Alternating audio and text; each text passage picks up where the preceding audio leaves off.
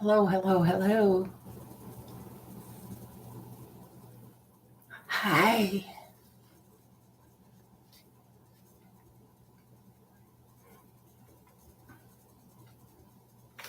Hi.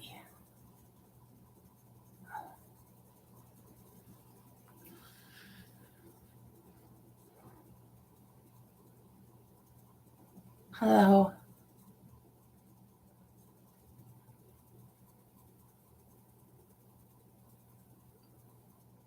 We're going to read some more creepy stories from South Carolina. This one is called Crybaby Bridge in Union County. How's that sound? Want to hear it?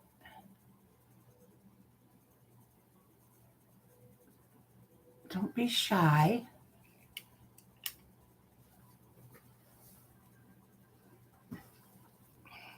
It's okay. Don't be embarrassed.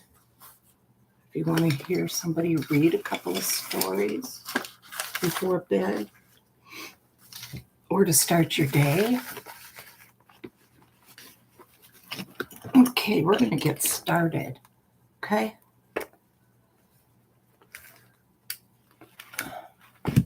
Hi, Leslie. I didn't forget your postcards. I have them here. I'm sorry. I just haven't gotten to the mail yet. Isn't that silly, Leslie? And I was just thinking about that earlier today.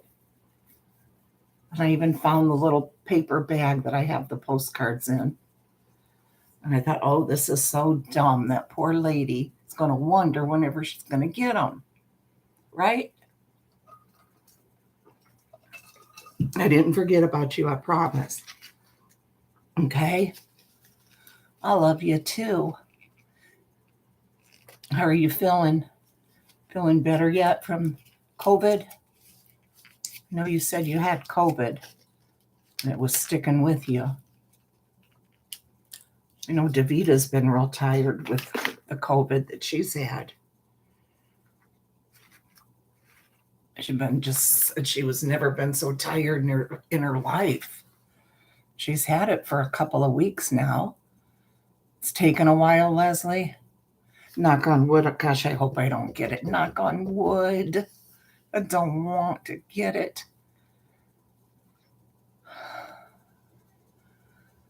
Because I don't have a lot of lung power and I'm afraid that it would really knock me down.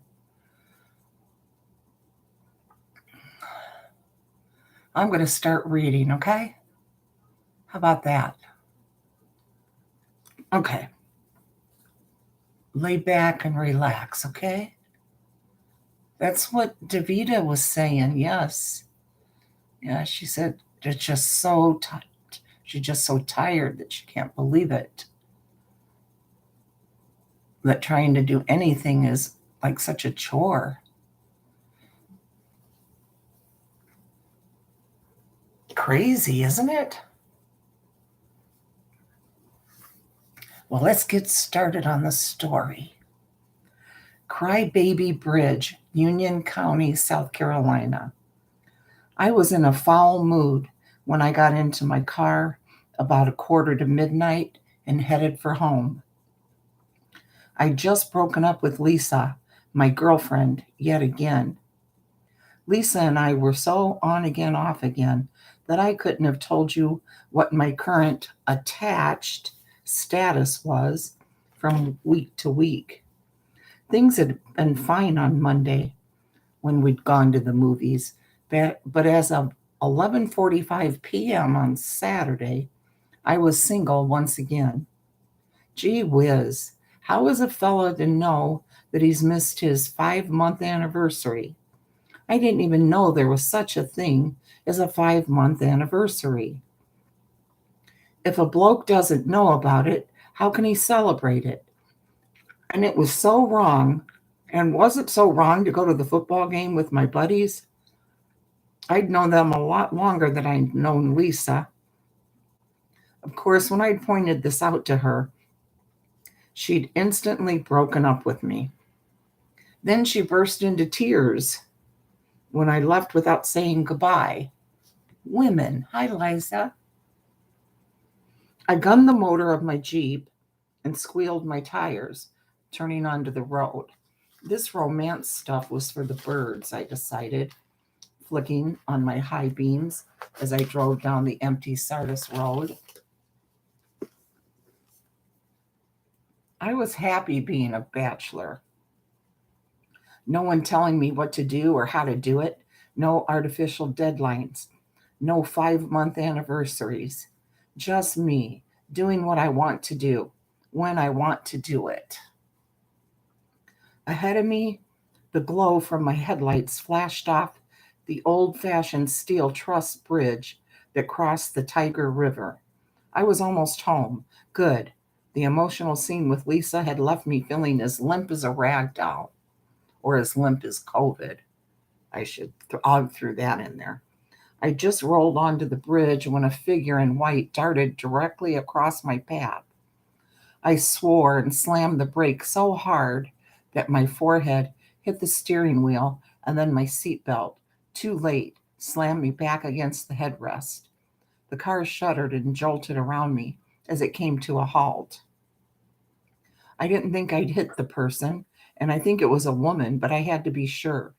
Head swimming from the combined blows to the fore and back of my head, I tugged on my seatbelt until it loosened and then released it with shaking hands.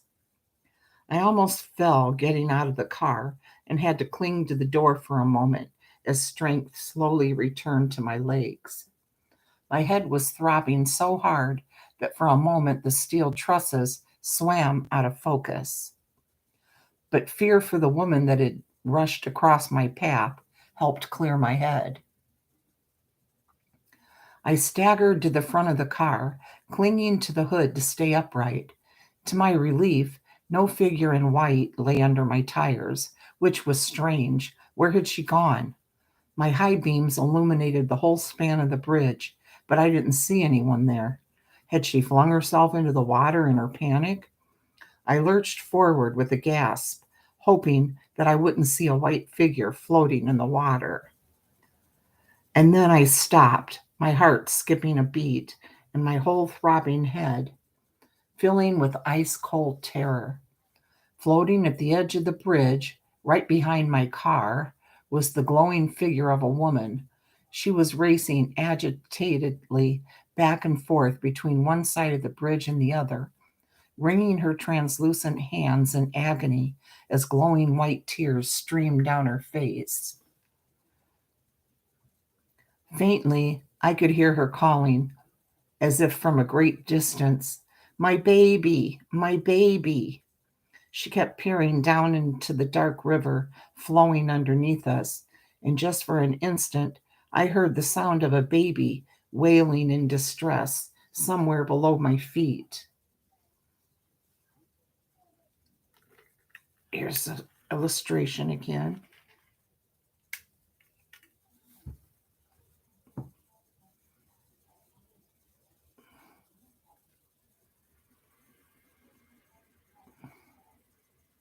It's going to be a sad one.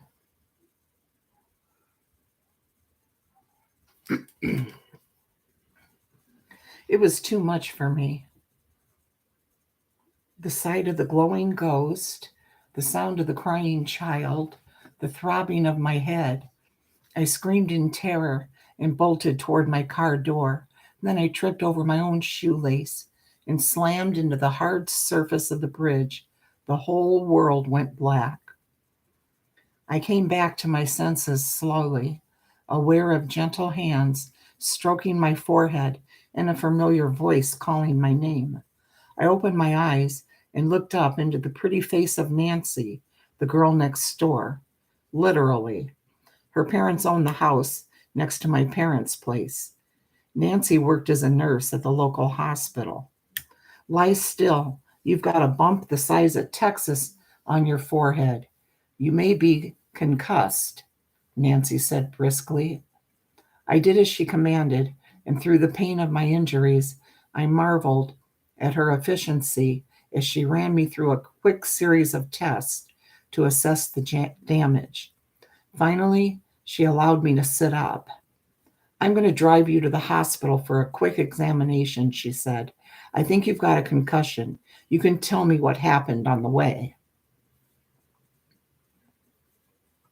She helped me to my feet, and I saw that her car was parked right behind mine on the bridge.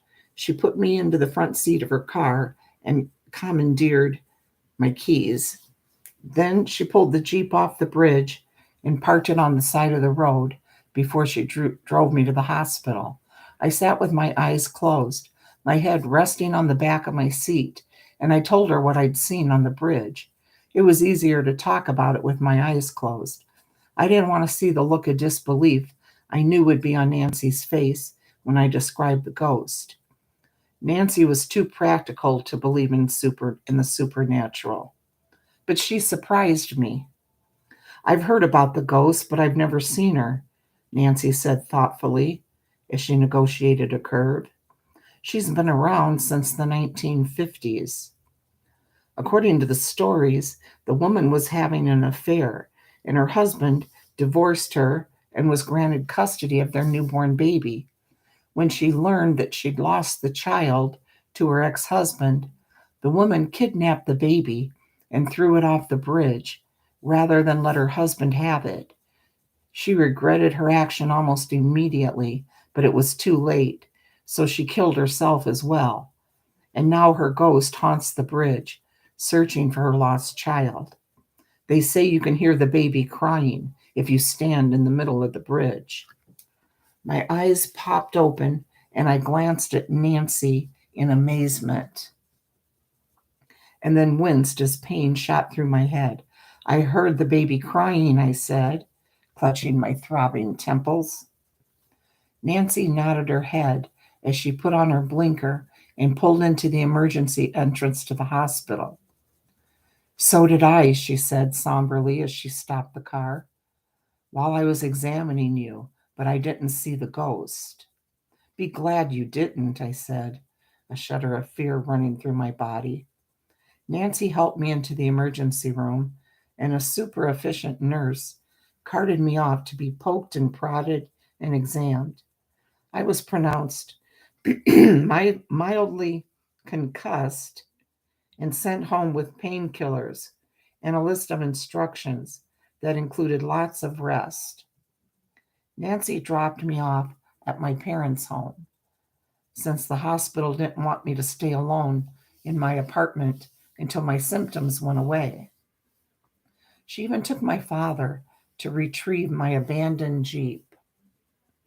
I don't think Nancy got any sleep that night, and she did a full shift at the hospital the next day. She was swaying with weariness when she stopped by to see how I was doing on her way home. I was feeling much better and had spent the day quietly resting and comparing the behavior of Lisa and Nancy. You look worse than I feel, I said to Nancy from my place on the sofa. I feel worse than you look, she retorted, and I smiled, reflecting that Lisa would have taken offense at my words and would be crying by now. Go get some sleep, I ordered her. Tomorrow night I'm taking you out for a thank you dinner. You can take me out on Tuesday after the doctors declared you fit, Nancy said, pausing by the sofa to check my bruised forehead and the back of my skull. And I forbid you to have any more dealings with ghosts. Stay off the bridge at midnight. Yes, ma'am, I said with a grin and leaned back on the pillow. I watched through the window as she crossed the lawn and went into her parents' house to deliver some packages to her mother. Maybe this romance stuff wasn't so bad after all, I reflected, as I popped a couple of aspirin and turned on the TV. But I was swearing off ghosts.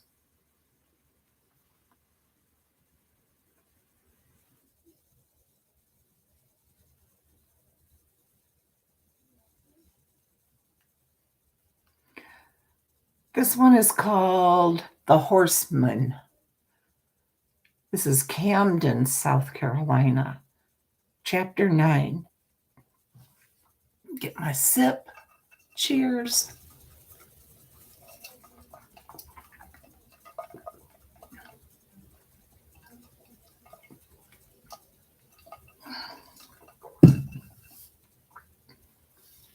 I don't know if I've read this one. I don't think I have.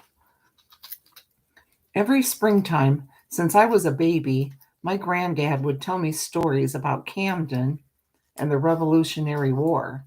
By the time my ninth birthday rolled around, I'd heard the stories so often I found them boring. Granddad talked about how he joined the Continental Army under Nathaniel Greene when he was a lad of 14, and how angry he was when the Brits occupied Camden, our hometown, and how General Nathaniel Greene had saved the day at Hobkirk's Hill.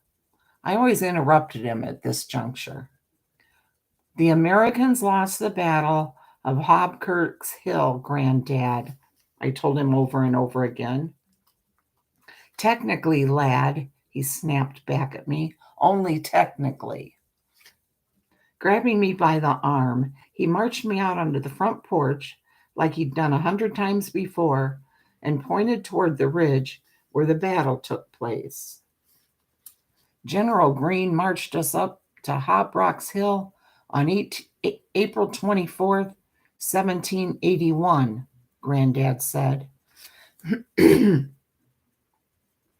was a dandy spot, covered with trees and right next to the most impassable swamp God ever created. See all the land between that ridge and here? Back in those days, it was covered by forest and thick shrubbery. We could have made a real stand on that hill if we'd had time to develop it properly. Granddad sighed and sat down in the porch rocker.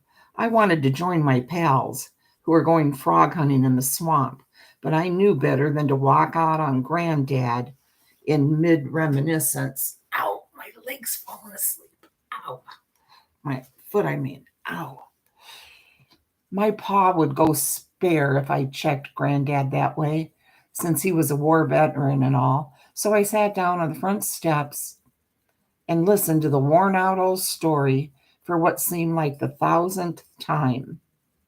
The redcoats came looking for us around breakfast time on the 25th, Granddad said, creaking back and forth in the rocking chair.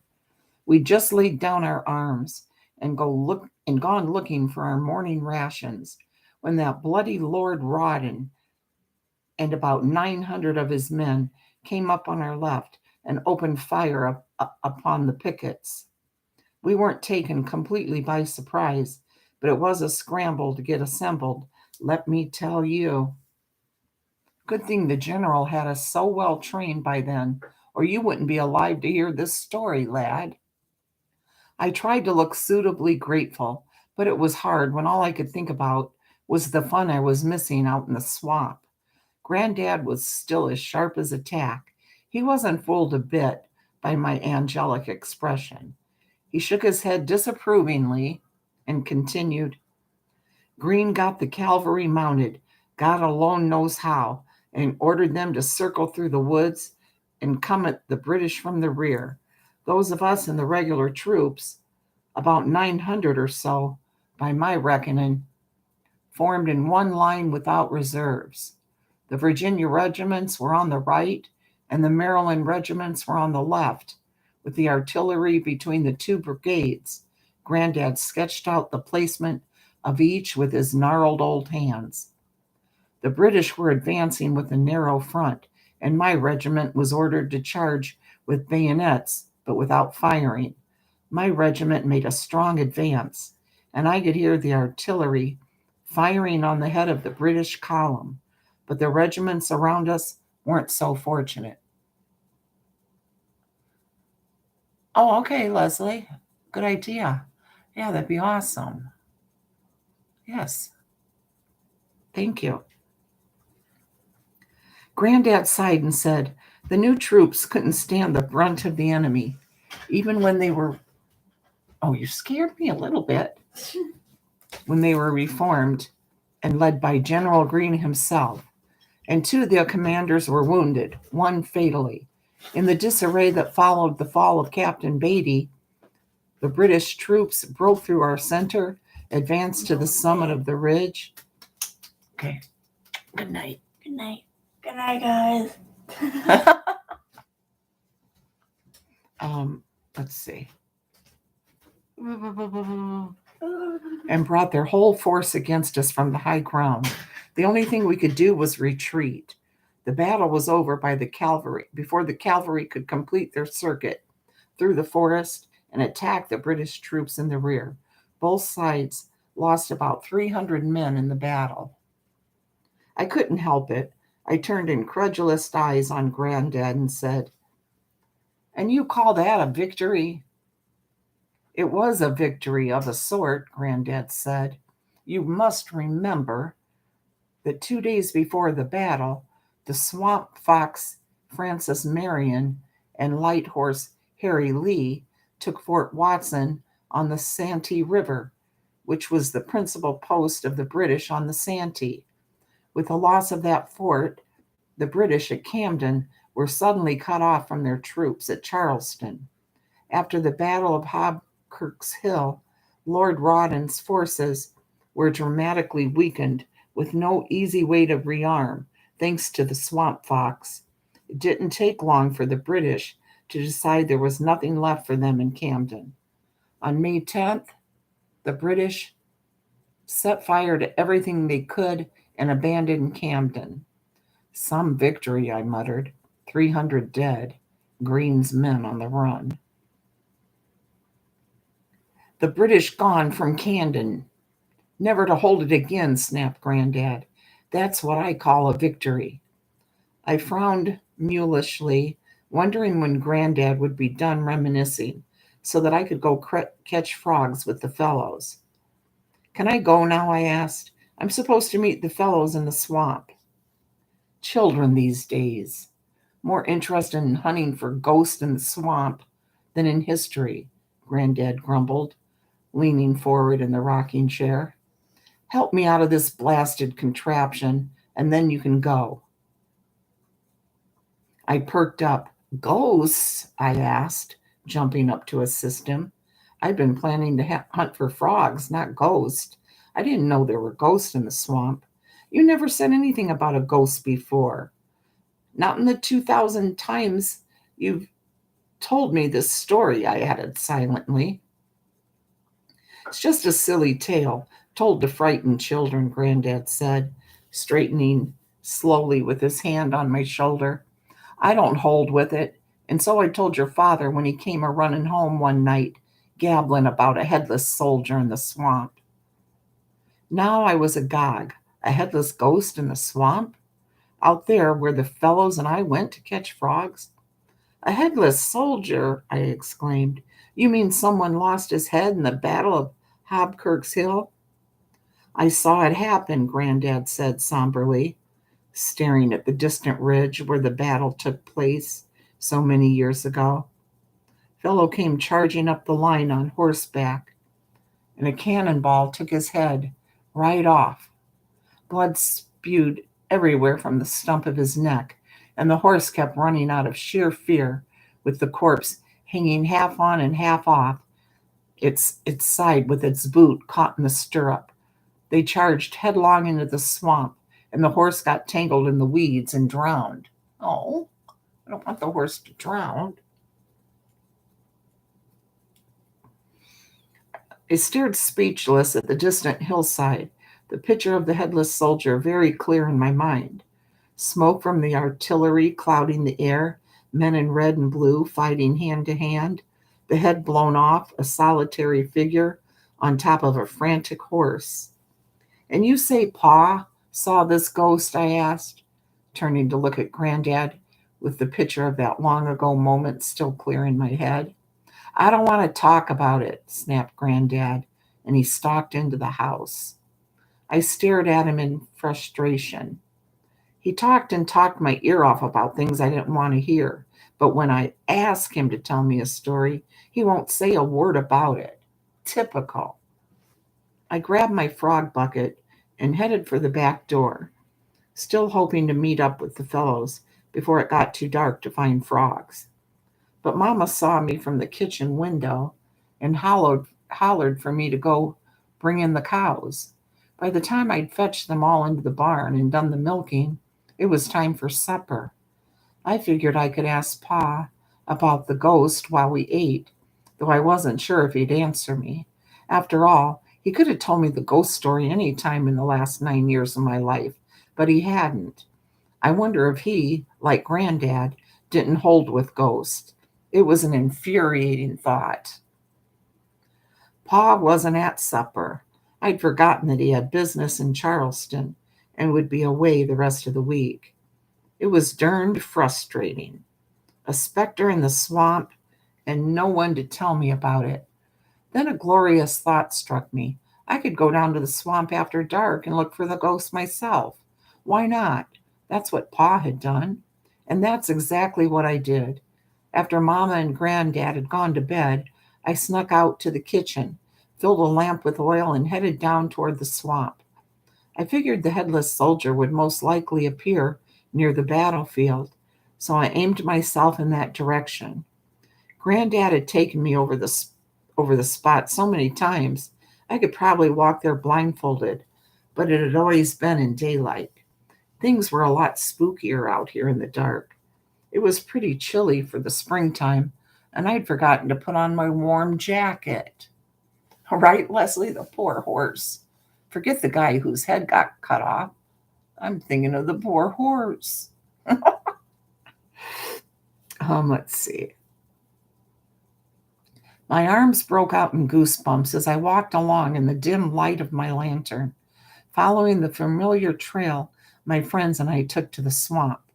All sorts of critters were chirping and rustling and flitting about among the giant hardwoods and towering pines, which was comforting. I could even hear the big bullfrogs croaking, which made me wish for my bucket and a net. As I drew closer to the swamp, the sounds began to fade from the woods around me. I could hear the wind in the treetops, but the swish and buzz and rustle sounds faded away, and all that was left was the thud of my footfalls on the narrow pathway. A mist was rising slowly from the waters of the swamp, which lay directly in front of me. I began wondering if specter hunting all by myself was such a good idea. The word picture I'd received from my granddad about the poor headless soldier had been gruesome enough without encountering him in person. By this time, I'd reached the water's edge and had two choices: either turn back or walk along the edge of the water toward the site of the battle. I hemmed and hawed, staring out at the mist rising from the black water and swirling around the bald cypress knees that protruded so strangely out of the mud. The flickering light from my lantern made all the shadows darker, and the hiss of the wind in the treetops seemed menacing. All at once, the moon came sliding out from behind a cloud, lighting the scene in front of me, and I screamed. I couldn't help it. The skeleton of a horse was rising out of the water, dripping mud and dead leaves and gunk of all sorts. First came its skull, then the bones of its neck, and then its shoulder girdle and its back. I hadn't seen the figure on its back at first because its torso was hidden by the horse's skull. Now I could see a uniform body that ended obscenely at the throat. No head. I screamed again, my whole body frozen with terror as the lantern fell from my hand and toppled into the deep, dark waters at my feet. No matter. The full moon was shining through the mist, illuminating the rising specter as the horse shook its bony neck as if tossing a non-existent mane out of its eyes. The headless soldier kicked its heels into the skeletal sides of its steed and raised its bayonet in a withered hand. I could see bits of bone poking out from the tattered fingers as the hooves of the horse cleared the water and it broke into a full gallop, parting the mist with the speed of its passing. The headless soldier was coming right toward me, and my legs, obviously far smarter than the rest of my body, were already pumping, turning my body around while my horrified gaze remained riveted behind me. It wasn't until I tripped and nearly fell over a cypress root that my brain finally registered that getting to safety required my eyes and my feet to coordinate with one another. I tore my gaze from the galloping horseman and concentrated on seeing my way through the moonlit forest. Where the trees were thickest, I had a pretty clear run, since the canopy overhead kept out the undergrowth. It was in the areas where beams of the moonlight broke through where I had to contend with bushes and briars and all sorts of bracken, which hindered my flight. I wrenched my way through a bramble bush, feeling my shirt rip, and kept going. Here's an illustration.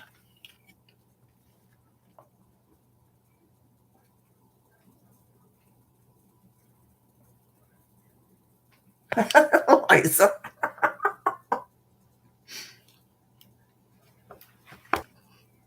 I'd lost the path back at the edge of the swamp, but instinct pointed me in the right direction, and it only seemed to take ages before I was out of the cleared pasture land and running past the barn, heading for the back door of my house. It wasn't until lights sprang on and Granddad and Mama came racing into the yard that I realized I was still screaming, had not, in fact, stopped screaming since I first saw the specter rising from the mist. I flung myself into my mama's arms and finally closed my mouth. My throat was burning from all that screaming, and when I tried to explain what had happened, my voice came out as a funny sort of croak. Then Granddad gave a yell, and Mama and I turned around to look where he was pointing. From the edge of the trees, a headless rider on a skeletal horse came thundering into the pasture.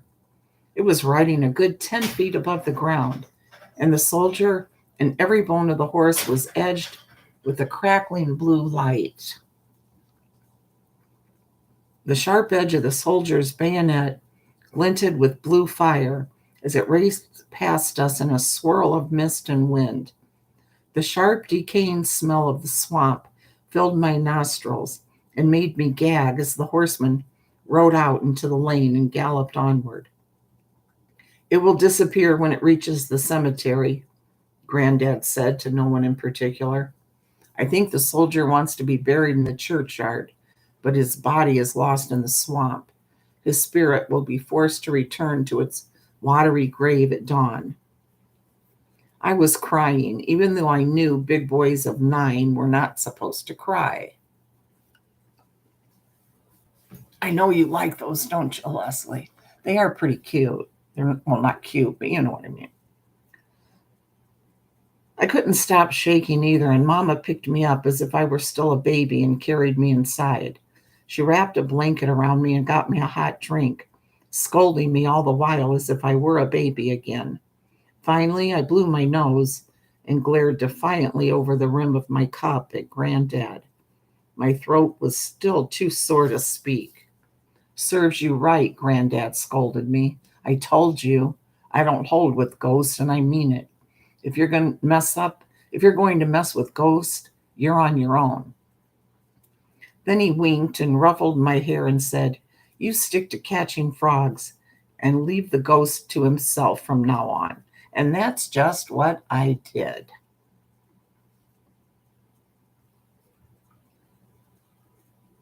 Let's see.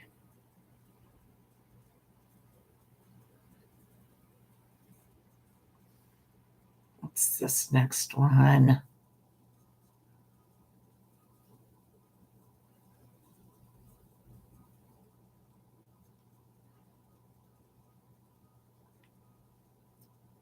Let's see if I want to read this one or not. Because that other one was kind of boring.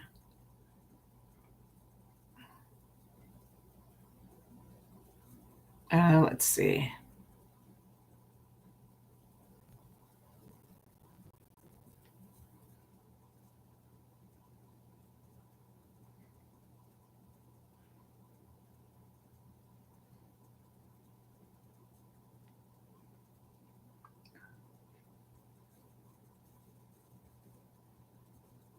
Okay, I think I read that one before. Let's see what this next one is.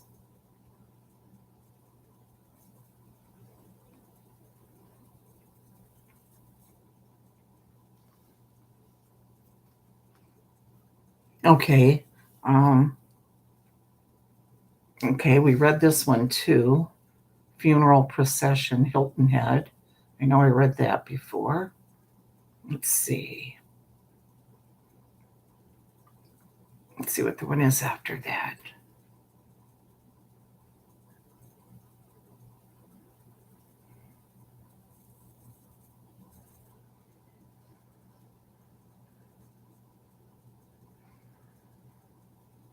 Okay. This one I don't think we've read. It's called The Miner. I'd force myself to look. Hi, Jane. You trying to sleep? Okay. Try to sleep. Lay back and relax, okay?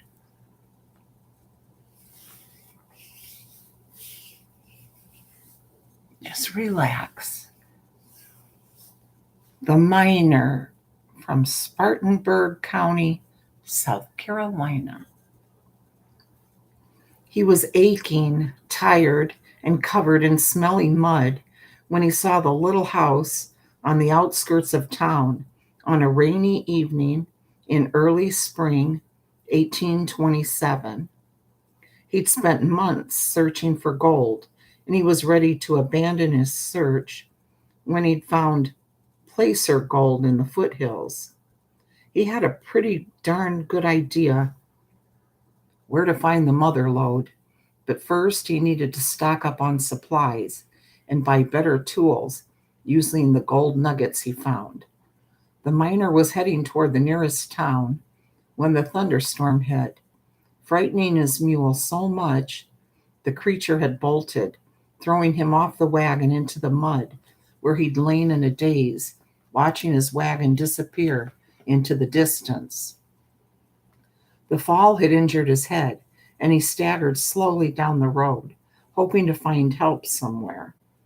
When he saw a lantern light in the window of a little house deep in the woods, he staggered in at the gate, hoping the occupants would have pity on him and take him in. He pounded on the door, and a moment later it opened, and a middle aged woman peered out cautiously. Behind her, a voice called, "Sister, who is it?" Before she could answer, the miner collapsed on the stoop, done in from his fall and subsequent long trek through the woods. The sisters clucked at each other and brought him inside.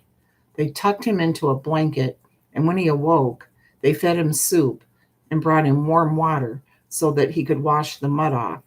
They even found him some dry clothes left in the house by their deceased brother. The miner was grateful for the attention, and he didn't say no when they insisted he take a drink of their homemade remedy, which was mostly made up of moonshine. It was the moonshine that did him in, literally. He got roaring drunk and told the sisters all about the gold he discovered. He was still rambling when the younger sister hurried into the kitchen to take the kettle off the stove and returned with a sharp carving knife in her hand. He was shocked into silence when the knife was thrust into his heart.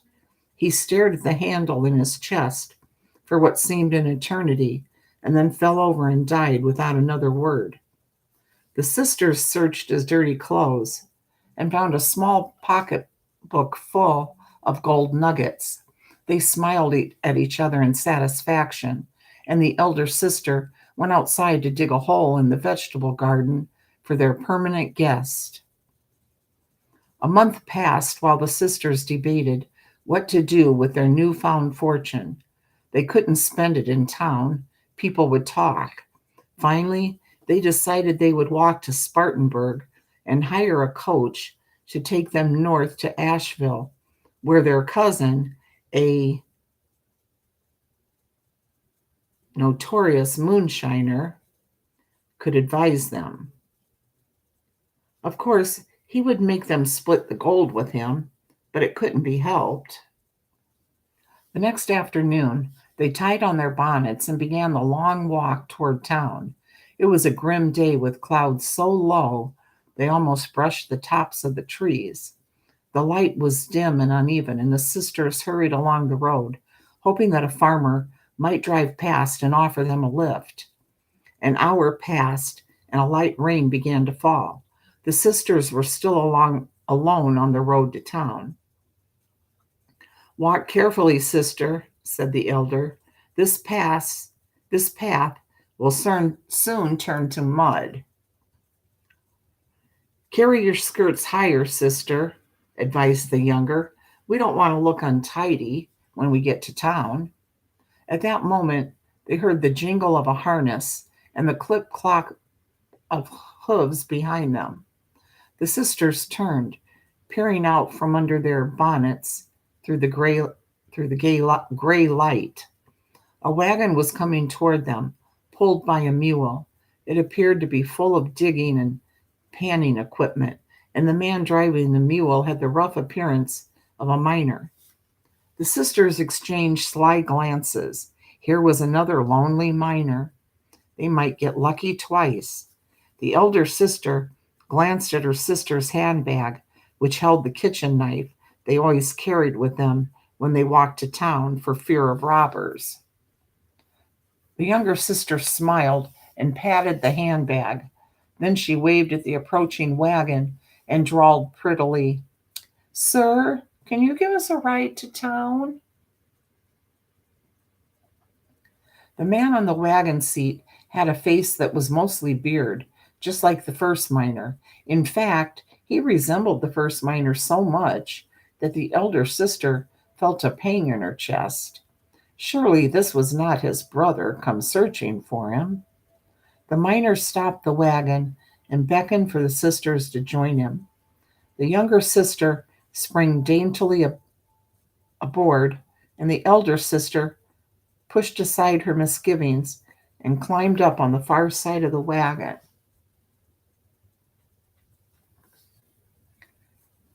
It keeps sounding like thunder out there, but it's not raining or anything.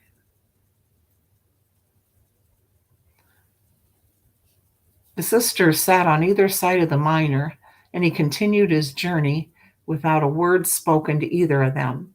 The sisters politely said nothing about the stench rising off the miner, though they were both overwhelmed by it. Really, thought the elder, he must not have bathed in months. His clothes held the sickly sweet smell of decay, as if he'd rolled in a compost heap and then perfumed himself with the meat of a long dead deer. How vulgar.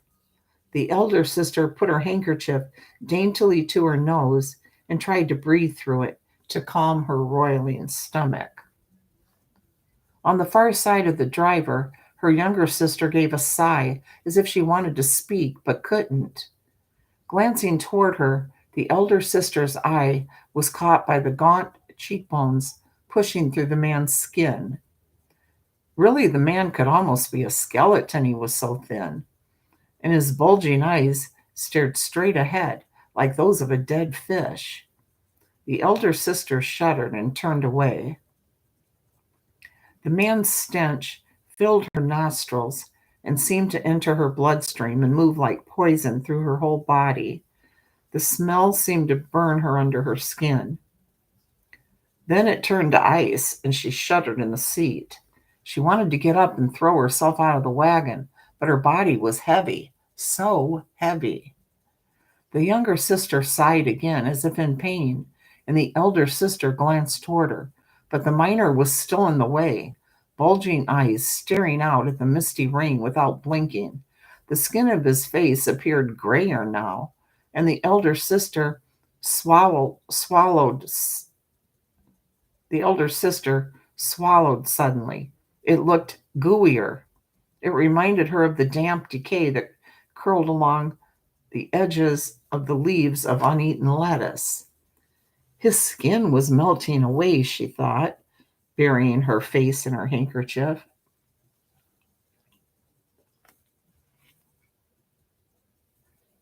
Here he is.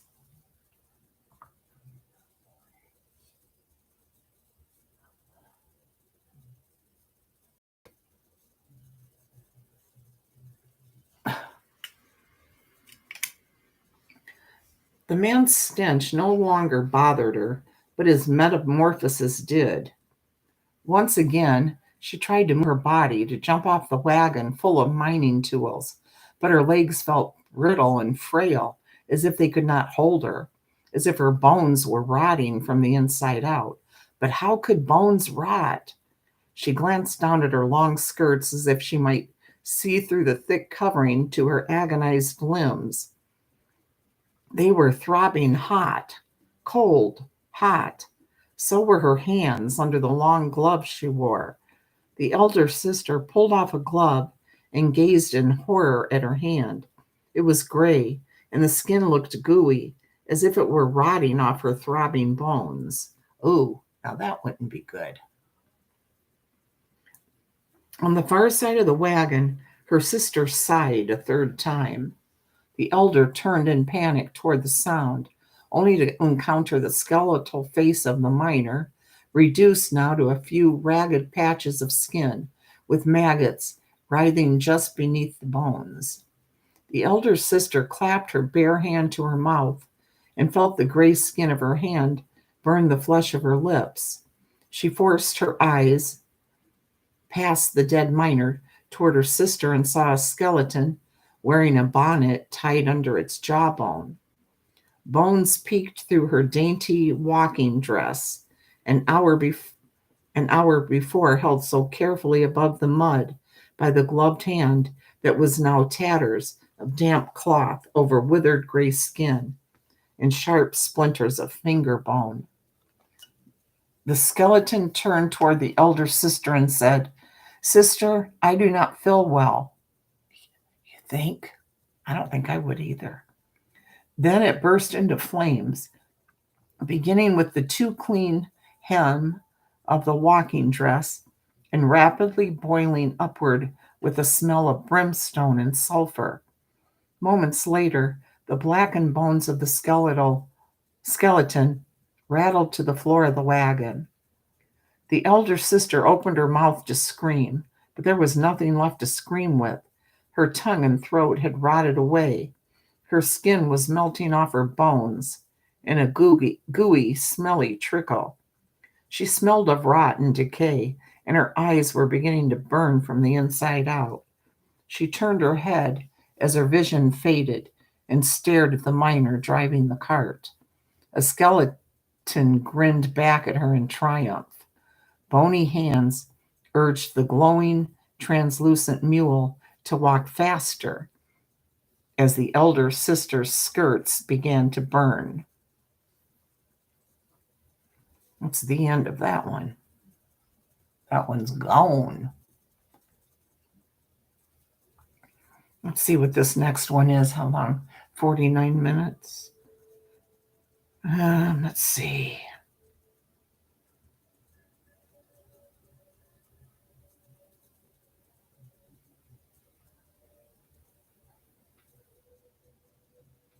Let me see if we can find one more that doesn't look too long.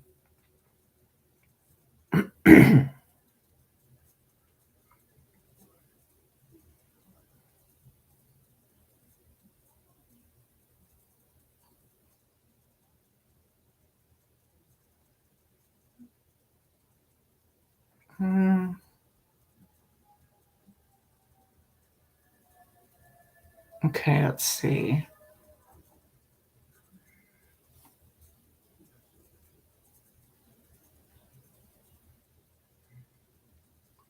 How about the black Chevy, Cherokee County, South Carolina? This will be our last one. A fellow I know bought a black 1957 Chevy at a state auction a few years ago. It was a real beaut of a car, but it had a pretty gruesome history. It was once owned by a serial killer who strangled his victims and dumped their bodies in remote locations. I was dubious about the purchase. Yeah, I think I would be too. And was reluctant to set foot in a car with such a dark province. But my buddy liked it. My buddy had the Chevy about a month, when he told me a strange story about the car. He was out washing the black Chevy when a couple of pretty girls stopped to ask him about the car. Everybody in the region knew about the serial killer, and these girls wanted to take a ride in the car that had once belonged to the infamous man.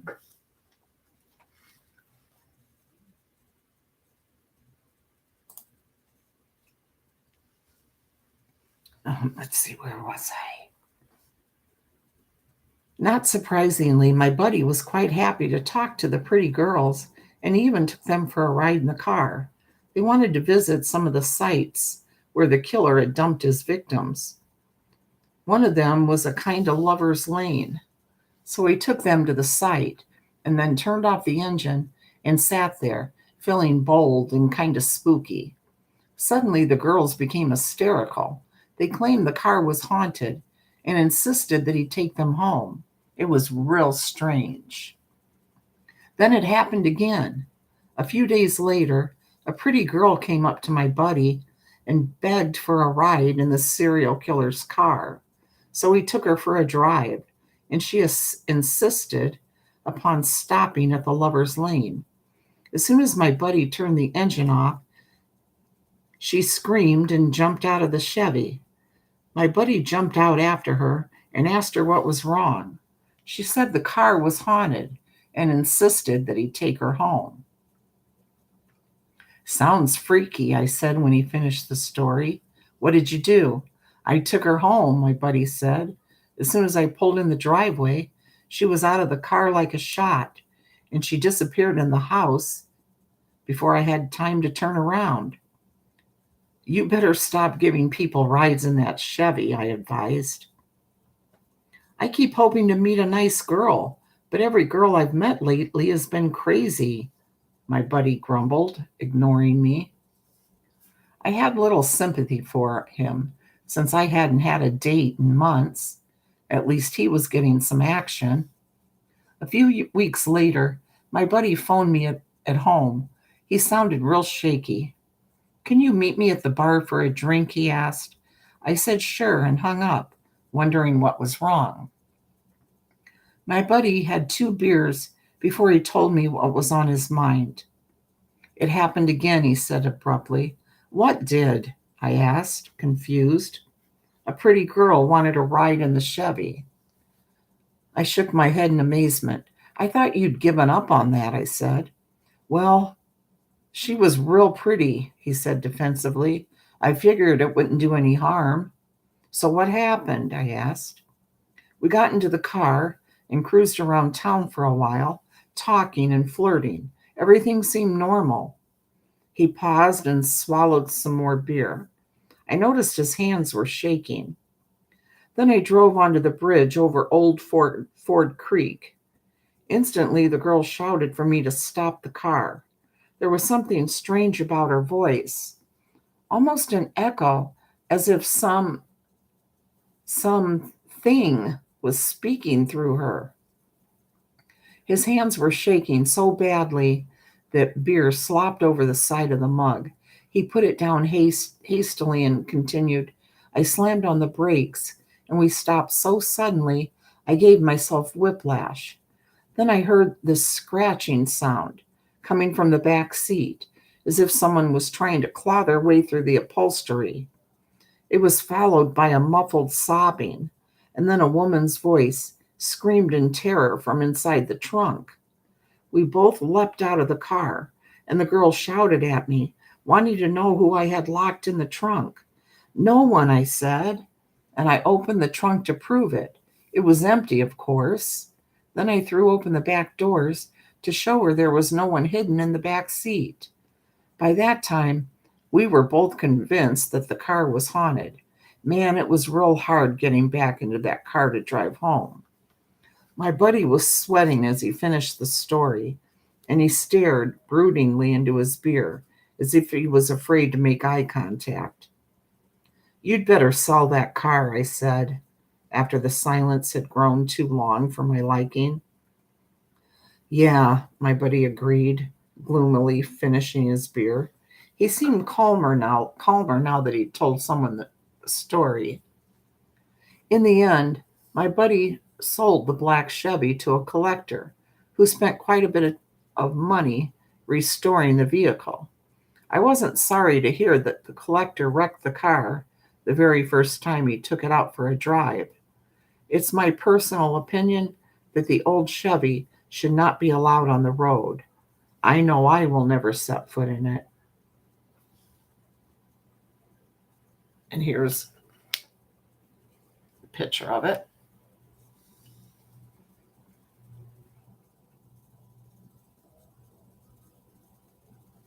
Ooh.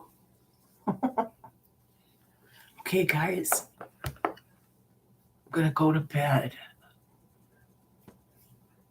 I hope you go to sleep, Jean.